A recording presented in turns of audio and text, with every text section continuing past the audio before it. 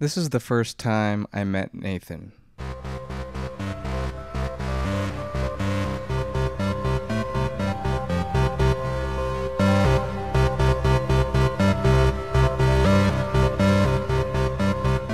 I must admit, when I first saw this video, I didn't quite understand it. Yet, I couldn't help but watch the whole thing. I had come to Chicago to study design, and though I was at the School of the Art Institute, I never considered art, much less being an artist. But there was something about seeing this video that ignited a spark.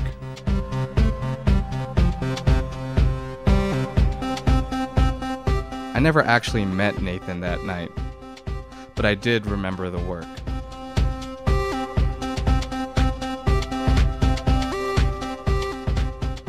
The next time I met Nathan was at the MCA, and I saw this.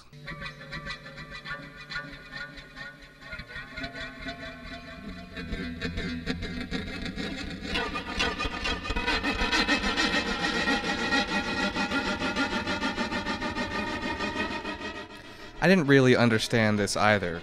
Frankly, I wasn't sure if I even liked it. Yet, I couldn't help but watch the whole thing.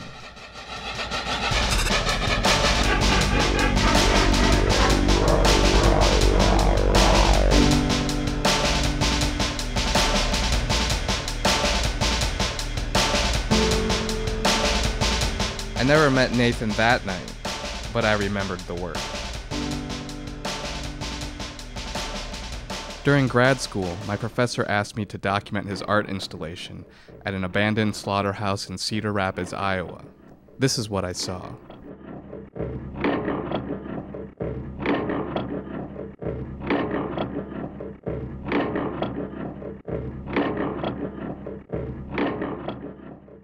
As someone who was just getting into video, seeing this opened my eyes to possibilities I hadn't imagined.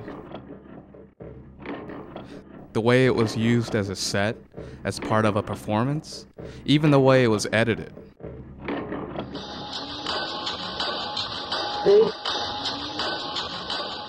In asking my professor about who did the video, he mentioned some slightly hyperactive young guy named Nathan. I never met Nathan that night, but I did remember the work.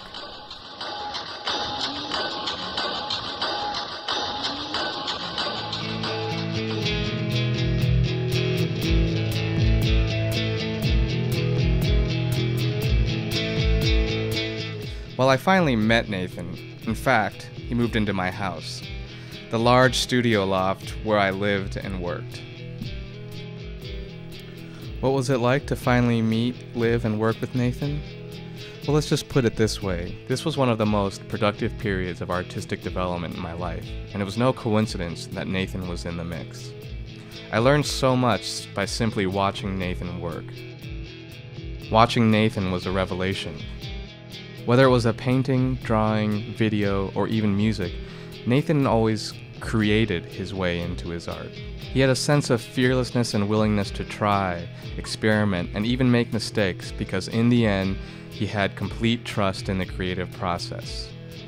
It may seem obvious now, but it was a big breakthrough for me to realize that creating art is simply about creating. I guess it was only a matter of time before we embarked on a project together. It was the Chicago Art Department.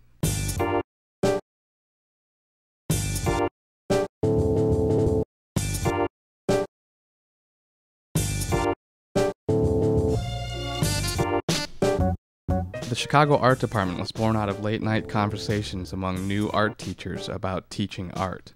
Nathan, our friend Mike, and I were interested in exploring what worked best. How do we motivate students? How could we get our students out of the classroom and connect them to the art scene we were participating in and provide them with real opportunities?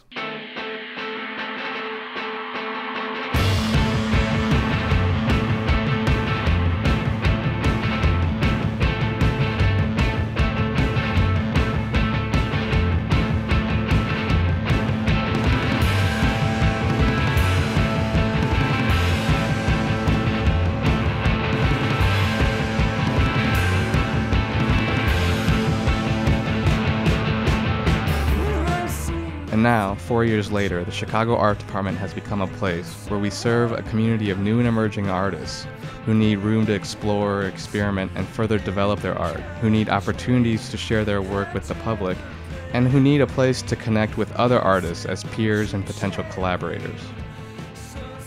While we have gone through countless ideas about what we would do at CAD, one constant for Nathan has always been making sure that CAD could provide opportunities for his St. Xavier students. Whether it was inviting them to exhibitions, participating in classes, creating joint projects and collaborations, or even giving them their own exhibitions, St. Xavier students have always been an important part of the Chicago Art Department community and its overall development.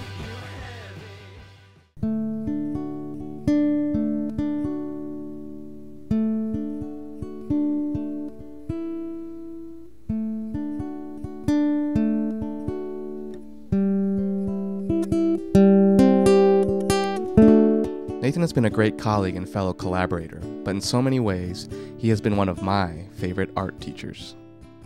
Nathan approaches art like language, and he tries to talk to as many people as he can. To do this, Nathan has become fluent in digital imaging, video, sound, music, the web, as well as painting, drawing, photography, and even performance. The word collaboration has become a catchy 21st century buzzword, and to say Nathan is about collaboration misses a deeper point. Nathan makes art with people to connect with people. Art as social activity, and social activity as art. Nathan isn't just interested in what we put up on the walls of galleries and museums, but in the interactions between people that art and art making can create. This is what makes Nathan a great teacher. He truly enjoys getting people together to make and share art. But at the end of the day, what makes Nathan a valuable and necessary member of the St. Xavier community is his commitment to his students at 103rd and Pulaski. Nathan is committed to the development of his students as artists. He is committed to their growth and recognition as an art community within St. Xavier. And finally, he is committed to the growth of St. Xavier University as an academic institution in the city of Chicago and beyond. I felt the most comfortable, I think, talking with Nathan about my art, and I think, you know, he definitely, I'd say he had one of the biggest impacts on where I started and where I finished. He made those classes interesting, not only for the art majors, but for the people that weren't. And he's always has so much energy, and he's always everywhere, and he's always doing something, you know, and that perks people up, I think. And he's always, you know, throwing that energy onto us, and then we perk up. You watch him and the way he does trial and error. It's just like, it's so simple, but it makes so much sense. I'd say it was able to, you know, help me develop concepts and stuff like that and be able to make my art sort of be about something. Nathan kind of lives what he teaches. And that's why we like him so much and as a professor, because we get that vibe from him, that we're not just a group of students, you know, we are art itself, you know, being developed.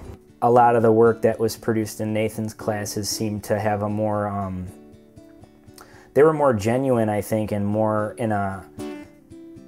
of what the person would create, I think, you know, innately or instinctively would come out.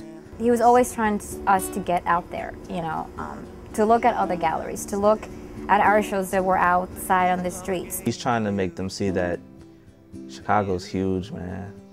You can't, you know, if you're gonna live your college days on 103rd and Pulaski, you're gonna miss out on a lot of stuff.